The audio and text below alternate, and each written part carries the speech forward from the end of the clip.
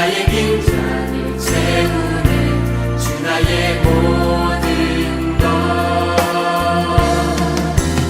예수 어린 양 존귀한 이름 예수 어린 양 존귀한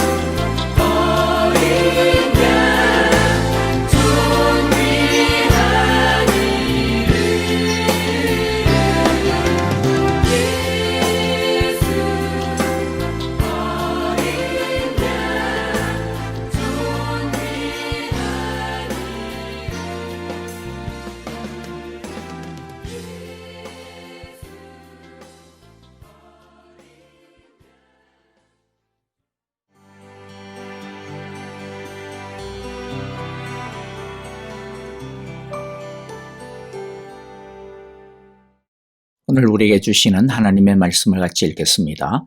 고린도후서 3장 1절부터 11절입니다. 우리가 우리 자신을 다시 추천한다고 생각하십니까? 아니면 어떤 사람들처럼 우리가 여러분에게 보일 추천장이나 여러분이 주는 추천장을 필요로 하는 사람들이겠습니까? 여러분들이야말로 우리를 청거해주는 추천장입니다. 그것은 우리 마음에 적혀 있습니다. 모든 사람이 그것을 알고 읽습니다. 여러분은 분명히 그리스도께서 쓰신 편지입니다. 우리는 그것을 작성하는 데에 봉사하였습니다. 그것은 먹물로 쓴 것이 아니라 살아계신 하나님의 영으로 쓴 것이며 돌판에 쓴 것이 아니라 가슴판에 쓴 것입니다. 우리는 그리스도로 말미암아 하나님께 확신을 가지고 있으므로 이런 말을 합니다. 우리가 이런 일을 할 수 있는 자격이 우리에게서 났다고 생각하지 않습니다. 우리의 자격은 하나님에게서 났습니다. 하나님께서 우리에게 새 언약의 일꾼이 되는 자격을 주셨습니다. 이 새 언약은 문자로 된 것이 아니라 영으로 된 것입니다. 문자는 사람을 죽이고 영은 사람을 살립니다. 돌판에다 문자로 새긴 율법을 선포할 때에도 광채가 났습니다. 그래서 이스라엘 자손들은 모세의 얼굴에 나타난 그 광채 때문에 비록 곧 사라질 것이었지만 그의 얼굴을 똑바로 쳐다볼 수 없었습니다. 죽음에 이르게 하는 직분에도 이러한 영광이 뒤따랐는데 하물며 영의 직분에는 더욱더 영광이 넘치지 않겠습니까? 유죄를 선고하는 직분에도 영광이 있었으면 의를 베푸는 직분은 더욱더 영광이 넘칠 것입니다. 참으로 이런 점에서 지금까지 영광으로 빛나던 것이 이제 훨씬 더 빛나는 영광이 나타났기 때문에 그 빛을 잃게 되었다고 하겠습니다. 잠시 있다가 사라져 버릴 것도 생길 때에 영광을 입었으니 길이 남을 것은 더욱 영광 속에 있을 것입니다. 아멘. 사도 바울을 괴롭혔던 대적자들이 공격했던 두 번째 내용은 사도 바울은 위대한 사도들의 추천장이 없다라는 것이었습니다. 그러므로 사도 바울은 사도라고 할 수 없다라는 것이죠. 사도 바울이 고린도 교회를 떠난 다음에 고린도 교회에 와서 지도자 행세를 했던 이 사람들은 다른 사도들이나 예루살렘 교회의 어떤 추천장을 가지고 있었던 것 같습니다. 그래서 자신들이야말로 참 사도라고 주장을 했습니다. 반면에 바울은 그 어느 누구로부터 추천장을 받은 것이 없기 때문에 가짜다 그렇게 바울을 공격하였고 고린도 교회 성도들을 혼란에 빠뜨렸습니다. 우리가 오늘 말씀에서 첫 번째 살펴볼 주제는 진짜 사도인 것은 무엇으로 증명할 수 있는가 하는 것입니다. 진정한 사도성은 어떤 사람의 추천서가 아니라 사역의 열매로 확정이 됩니다. 그래서 바울은 2절에서 이렇게 말씀합니다. 여러분이야말로 우리를 청거해주는 추천장입니다. 그것은 우리 마음에 적혀 있습니다. 모든 사람이 그것을 알고 읽습니다. 종이로 된 추천장보다 더 확실하고 중요한 것은 성도들의 마음판에 새겨진 증거인 것입니다. 고린도 교회가 건강하게 세워진 것은 바울을 통해 복음이 성도들의 마음에 잘 새겨졌기 때문입니다. 그래서 진짜는 종이 쪼가리가 아니라 증거된 복음을 통한 영혼의 변화, 삶의 변화, 인격과 인생의 변화입니다. 아무리 대단한 추천서를 가지고 있다 하더라도 그 사람을 통하여 아무런 영혼 구원의 역사가 일어나지 아니하고 삶의 변화가 일어나지 않는다면 의미가 없는 것입니다. 그러므로 진짜 사도의 자격이 있느냐 아니냐는 바로 자신이 전한 복음으로 회심하고 변화되어진 열매 영혼이 있느냐 아니냐로 드러나는 것입니다. 이 원리는 꼭 사역자들에게만 해당되는 것이 아닙니다. 우리 보통의 성도들에게도 적용이 됩니다. 예를 들어 우리가 진정한 크리스찬인가 아닌가, 우리가 어떤 수준의 크리스찬인가 하는 것은요, 우리가 어떤 교회에 다니고 있느냐, 우리가 어떤 성경 프로그램을 공부를 했느냐, 우리가 예수 믿은 지 몇 년이나 되었느냐, 우리가 누구에게 배웠느냐, 그러한 것으로 증명되는 것이 아닙니다. 우리의 마음판에 새겨진 복음이 무엇이냐, 즉 복음을 통하여 우리의 영혼이 어떻게 변화되었으며 우리의 심령이 어떤 성숙을 이루었으며 우리의 인격과 삶이 얼마나 예수님 닮아가는 변화와 성장이 일어났느냐 하는 것으로 증명되는 것입니다. 그러므로 사람들이 야, 너 진짜 예수쟁이 맞아? 라고 물을 때 내가 진짜 예수쟁이라는 것이 내 마음에 새겨져 있다. 내 인격에 새겨져 있다. 내 삶에 새겨져 있다라고 분명하게 말할 수 있는 우리 모두가 되었으면 좋겠습니다. 그렇게 되기를 간절히 바랍니다. 나 혼자서만 그렇게 말하는 것이 아니라 우리 주위에 있는 모든 사람들이 나의 그 말에 동의할 수 있는, 내가 얼마나 하나님을 사랑하고 내가 얼마나 하나님의 나라의 복음으로 인하여 변화되었는지에 대해 증언해 줄 수 있는 그런 살아있는 크리스찬이 다 되시기를 간절히 바라고 기도합니다.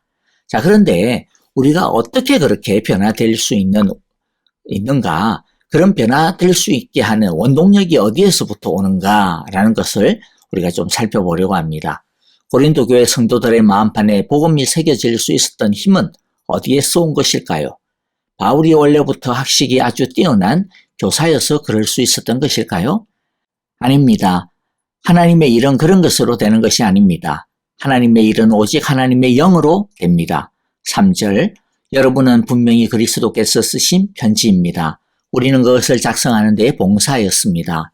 그것은 먹물로 쓴 것이 아니라 살아계신 하나님의 영으로 쓴 것이며 돌판에 쓴 것이 아니라 가슴팍에 쓴 것입니다. 고린도 교회 성도들의 마음판에 복음이 새겨질 수 있었던 것은 오직 살아계신 하나님의 영인 성령께서 해주셨기 때문이라고 말씀합니다. 사람들은 외모나 경력이나 학력이나 재력이나 능력이 무엇인가 해줄 수 있을 것처럼 생각하지만 그러나 사실 그것은 착각입니다. 진짜 중요한 것은 하나님의 영이 함께 하시느냐입니다. 이것은 너무나 중요합니다. 우리가 진정한 크리스찬, 진실한 교회가 되는 것도 우리의 힘과 학식으로 되는 것이 아닙니다. 그것은 먹물로 쓴 것이 아니고요. 이 세상의 것으로 되는 것이 아니라는 것입니다. 하나님의 영으로 쓰는 것입니다. 그러므로 우리는 철저하게 성령님께 매달려야 합니다. 성령님께서 우리를 통하여 일하시기를 구해야 합니다. 성령님께서 우리를 통해 온전히 나타나시기를 구할 뿐인 것이죠. 오늘 이 시간에도 성령님께서 말씀을 우리의 마음과 인격에, 우리의 생활과 삶에 지워지지 않도록 깊이 새겨주시기를 간절히 바라고 기도합니다. 자, 둘째는요. 오늘 본문에서 사도 바울은 자신의 사도직의 출처가 어디인지에 대해 명확하게 가르쳐 줍니다. 사도 바울의 사도직의 출처는 오직 하나님의 부르심입니다. 4절 5절인데요. 우리는 그리스도로 말미암아 하나님께 확신을 가지고 있으므로 이런 말을 합니다. 우리가 이런 일을 할 수 있는 자격이 우리에게서 났다고 생각하지 않습니다. 우리의 자격은 하나님에게서 났습니다. 하나님의 일꾼은 하나님의 부르심으로만 세워집니다. 바울을 괴롭히던 사람들은 자신들의 권위는 자기들보다 더 크다라고 생각되는 다른 어떤 대사도들로부터 온다라고 착각을 했습니다. 만일 어떤 추천장에 의해 사도들의 권위가 세워진다고 생각을 한다면 그 추천장이 그들의 주인이 될 겁니다. 그러나 우리의 주인은 오직 하나님 한 분입니다. 이 말씀을 우리에게도 역시나 동일하게 적용할 수가 있습니다. 우리의 크리스찬됨, 우리의 왕같은 제사장됨은 하나님에게서 오는 것입니다. 그런데 이 말에 의미하는 바가 무엇일까요? 하나님께서 우리가 무슨 자격이 많아서 이 세상 사람들 다 놔두고 우리를 왕같은 제사장으로 세워주셨을까요? 우리를 구원하여 하나님의 자녀라 불러주셨을까요? 아닙니다. 우리는 자격이 없습니다. 그러므로 하나님께서 우리를 불러주셨다라고 하는 것에 담겨져 있는 속 의미는 우리가 자격이 있어서가 아니라 오직 하나님께서 은혜로 자격 없는 우리를 오직 은혜로 당신의 자녀로 당신의 일꾼으로 당신의 교회로 불러주셨다라는 것입니다. 그래서 5절에서 바울은 이렇게 고백합니다. 우리가 이런 일을 할 수 있는 자격이 우리에게서 났다고 생각하지 않습니다. 어느 누구도 하나님의 일에 합당한 자격과 조건을 갖춘 사람은 아무도 없습니다. 자격이 없지만 하나님께서 은혜로 사랑하여 주시고 은혜로 불러주시고 은혜로 사용하여 주시는 것입니다. 그러므로 우리는 결코 자신을 자랑해서는 안 됩니다. 그리고 우리는 오로지 불러주신 그 하나님만을 붙들어야 합니다. 자, 두 번째 주제를 다시 기억합니다. 사도 바울의 사도됨은 사람에게서가 아니라 자신에게서가 아니라 하나님께서 불러주신 은혜 때문이다 라는 것이었습니다. 우리가 하나님의 예수님의 제자됨은 하나님의 아들과 딸이 됨은 성령님의 군대가 됨은 자격 없는 우리를 조건 없이 값없이 사랑하여 주신 하나님의 은혜 때문입니다. 그러므로 우리는 날마다 하나님의 은혜 속에서 살아야 할 것입니다. 자, 이제 오늘 본문에서 다루는 마지막 세 번째 주제는요, 사도직의 영광입니다. 6절에 보니 하나님께서 우리에게 새 언약의 일꾼이 되는 자격을 주셨습니다. 바울은 하나님께서 자신에게 새 언약의 일꾼으로 불러주셨다라고 합니다. 새 언약은 옛 언약, 즉 율법과는 비교가 되는 예수님께서 선포하시고 이루신 하나님 나라의 복음을 말합니다.